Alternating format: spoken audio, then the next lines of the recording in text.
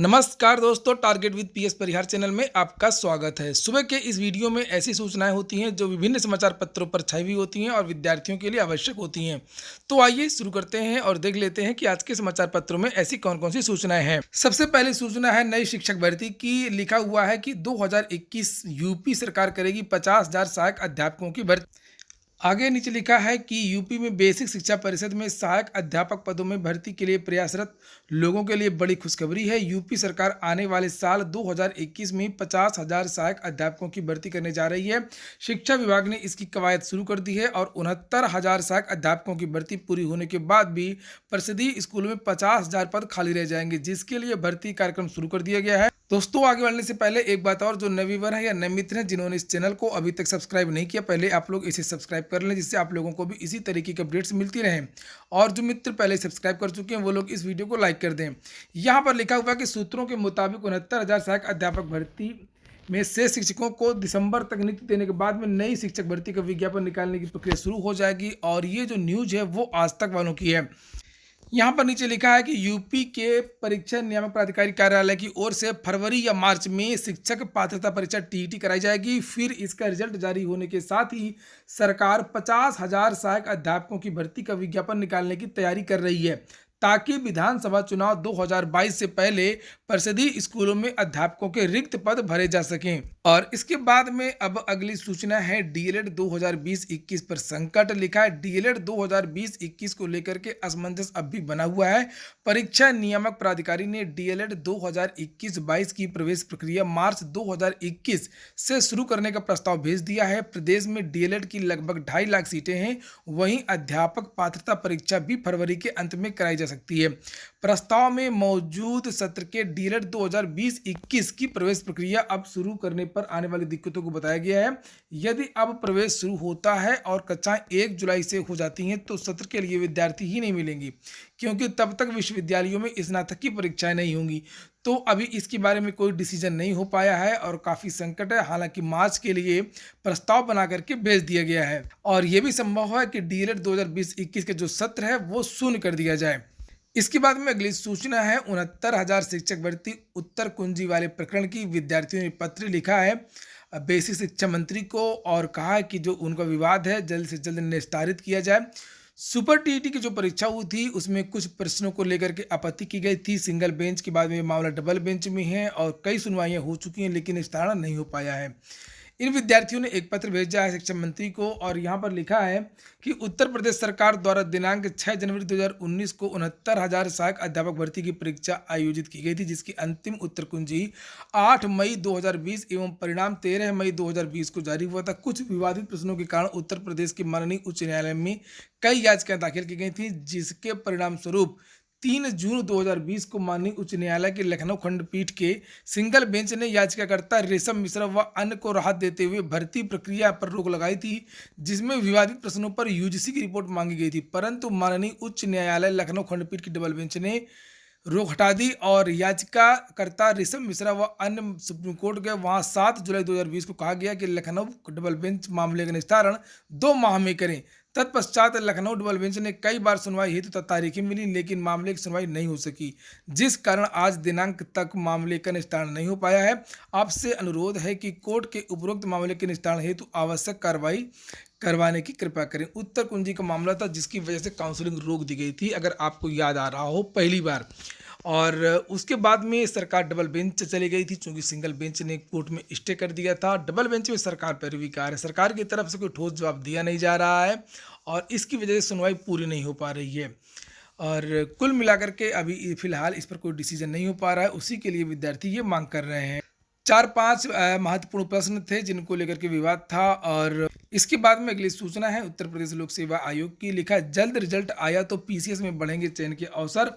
अभ्यर्थियों को पीसीएस 2019 की मुख्य परीक्षा के परिणाम का इंतजार। पीसीएस मेंस 2020 से पहले पीसीएस 2019 के फाइनल रिजल्ट की मांग। पीसीएस 2019 के तहत 474 पदों पर होनी है भर्ती। पीसीएस 2020 में है 487 पद।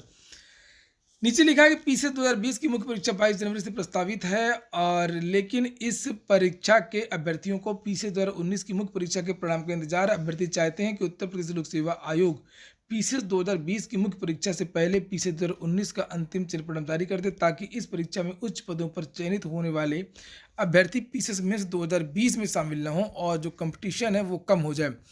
तो पीसीएस 2019 की जो मुख्य परीक्षा है उसको 2.5 महीने हो चुके हैं, और अगर उसका परिणाम जारी कर दिया जाए और जल्दी से साक्षात्कार करा करके तुरंत परिणाम घोषित कर दिया जाए तो इन विद्यार्थियों को कुछ राहत मिल सकती है। इसके बाद में अगली सूचना है, उत्तराखंड में स्टाफ नर्सों के 1238 पदों पर भर्ती आज से। नीचे लिखा है कि स्वास्थ्य विभाग में स्टाफ नर्सों के पदों पर नौकरियों का पिटारा खुल गया है। उत्तराखंड प्राविधिक शिक्षा परिषद ने स्टाफ नर्सों के 1238 पदों की भर्ती प्रक्रिया आज से शुरू की जाएगी। 14 दिसंबर से इन पदों के लिए ऑनलाइन आवेदन फॉर्म भरे जाएंगे। पहली बार प्राविधिक शिक्षा परिषद के माध्यम से स्टाफ नर्सों की भर्ती कराई जा रही है। प्रदेश में बेहतर स्वास्थ्य सेवाएं उपलब्ध कराने के लिए सरकार ने इंडियन पब्लिक हेल्थ स्टैंडर्ड के मानकों को लागू किया है, जिसमें प्रदेश में 5000 स्टाफ नर्सों की जरूरत है। पहली विज्ञप्ति में पहले चरण में 1238 पदों पर भर्ती की जा रही है। कुछ और भी महत्वपूर्ण बातें यहाँ पर लिखी हुई हैं कि स्टाफ नर्सों के 1238 पदों में 80% महिला अभ्यर्थियों से भरे जाएंगे, जबकि 20% पद पुरुष अभ्यर्थियों के लिए हैं।